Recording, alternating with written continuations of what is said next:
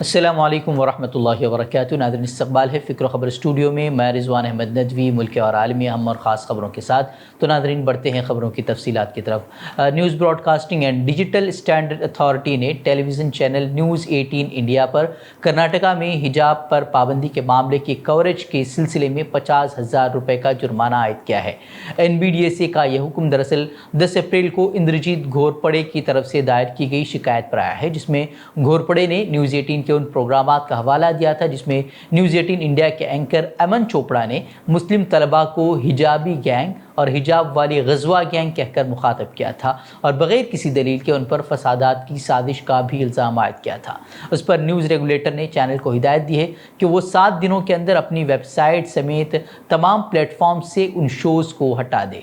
News broadcasting and digital standard authority ने कहा है कि एंकर ने पैनलिस्ट को बाउंड्री क्रॉस करने से नहीं रोका और उन्हें इंतहा पसंदाना ख्यालात का इजहार करने की इजाज़त भी दी, जो कि मुल्क में फ़िरक़ावाराना हम आहंगी को बुरी तरह से मुतासिर कर सकते हैं।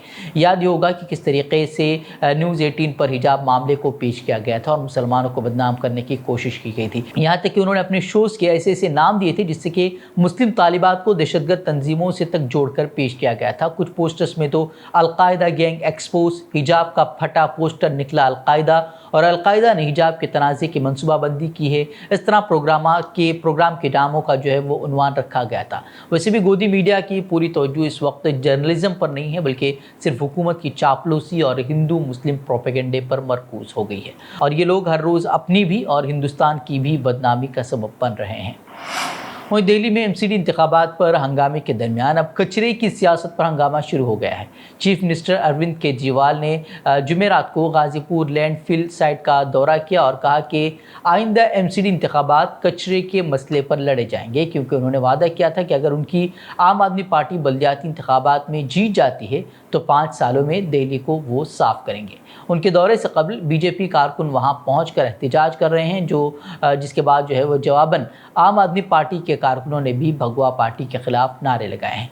लैंडफिल साइट पर मीडिया से खिताब करते हुए केजरीवाल ने इल्ज़ाम लगाया कि BJP ने दिल्ली की 3 साबिका म्यूनसिपल कॉरपोरेशनों में अपने 15 साला दौरे हुकूमत में कचरे के 3 पहाड़ दिए हैं और पूरे शहर को कचरे से भर दिया है। उन्होंने ये भी इल्ज़ाम लगाया कि BJP ने शहरी इदारों में अपने 15 साला दौरे हुकूमत के दौरान 2 लाख करोड़ रुपए बटोरे हैं। खून पसीने की कमाई करके अपने बच्चों का पेट काट के लोगों ने इनको MCD वालों को पैसा दिया था। अब GST का पैसा भर रहे हैं लोग, दूध पे, दही पे, रोटी पे, सब्जी पे, चावल पे, हर चीज पे GST लगा दी। GST का पैसा 2 लाख करोड़ रुपए खा गए ये लोग सारे के सारे। उस 2 लाख करोड़ रुपए में से 1 लाख करोड़ रुपए दिल्ली सरकार ने दिया था। कहां गया सारा पैसा? वहीं दिल्ली में कचरे और आलूदगी के हवाले पर कांग्रेस ने भी रद्द-ए-अमल जाहिर किया है। कांग्रेस लीडर अलकलांबा ने कहा कि कचरे और आलूदगी की वजह से बहुत से लोग मर भी रहे हैं। वहीं केजरीवाल दिल्ली की सियासत बदलने आए थे, लेकिन दिल्ली की हालत जो कि तू बरकरार है, इस तरह का इल्ज़ाम जो है वो कांग्रेस लीडर अलकलांबा ने लगाया है। वहीं आम आदमी पार्टी ने 2019 के बाद से ही हिंदुत्व का मालिक बनने की कोशिश की है ताकि BJP के लिए एक हिंदू मुतबादिल के तौर पर वो उभर सके। 2019 के बाद से ही केजरीवाल हुकूमत ने कई ऐसे फैसले लिए हैं जिससे वो खुद को हिंदुत्ववादी साबित करने की कोशिश करते रहे हैं। वहीं अब इलेक्शन से कबल एक और बड़ा हिंदुत्व का कार्ड जो है वो खेलते हुए अरविंद केजरीवाल नजर आए हैं। उन्होंने गुज़िश्ता रोज़ करेंसी नोटों पर हिंदुओं के देवता लक्ष्मी और गणेश की तस्वीर छापने का मुतालबा कर दिया, जिसके बाद ये मामला तूल पकड़ता जा रहा है। एक तरफ BJP केजरीवाल के इस बयान को हिंदुत्व का ढोंग करार दे रही है, तो कांग्रेस ने इल्ज़ाम आयद किया है कि केजरीवाल BJP को शिकस्त देने के लिए मुसाबकती हिंदुत्व का सहारा ले रहे हैं। वहीं अब इस मामले को लेकर बहस भी जोरों पर है। कांग्रेस रहनुमा BR अम्बेडकर की तस्वीर छापने का मुतालबा कर रहे हैं, तो महाराष्ट्र से BJP रहनुमा राम कदम ने तो ट्विटर पर फोटोशॉप तस्वीर ही शेयर कर दी, जिसमें 500 के नोटों पर वज़ीर-ए-आज़म मोदी और RSS के नज़रिए साज सावरकर की तस्वीर नजर आ रही है। उन्होंने दावा किया कि PM मोदी ने हिंदुस्तान का नक्शा बदल कर रख दिया है, इसलिए उनकी तस्वीर करेंसी पर होनी चाहिए। और जम्मू कश्मीर की साबिक़ वज़ीर आला महबूबा मुफ्ती ने जम्मू कश्मीर के मसले को उलझाने का BJP पर इल्ज़ाम आयद करते हुए कहा है कि जम्मू कश्मीर ने सेकुलर भारत के साथ इल्हाक़ किया था, न कि BJP के भारत के साथ। पार्टी कारकुनान से खिताब करते हुए महबूबा मुफ्ती ने कहा कि शेख अब्दुल्ला और महाराजा हरी सिंह ने जमहूरी और सेकुलर मुल्क के साथ इल्हाक़ किया था। उन्होंने कहा कि BJP ने इल्हाक़ के रिश्ते को बंदूक, UAPA और NIA کا رشتہ بنا دیا ہے۔ محبوبہ مفتی نے مزید کہا کہ 5 اگست 2019 کو جموں کشمیر کی خصوصی آئینی حیثیت ختم کرنے کا مرکزی حکومت کا فیصلہ ناجائز تھا۔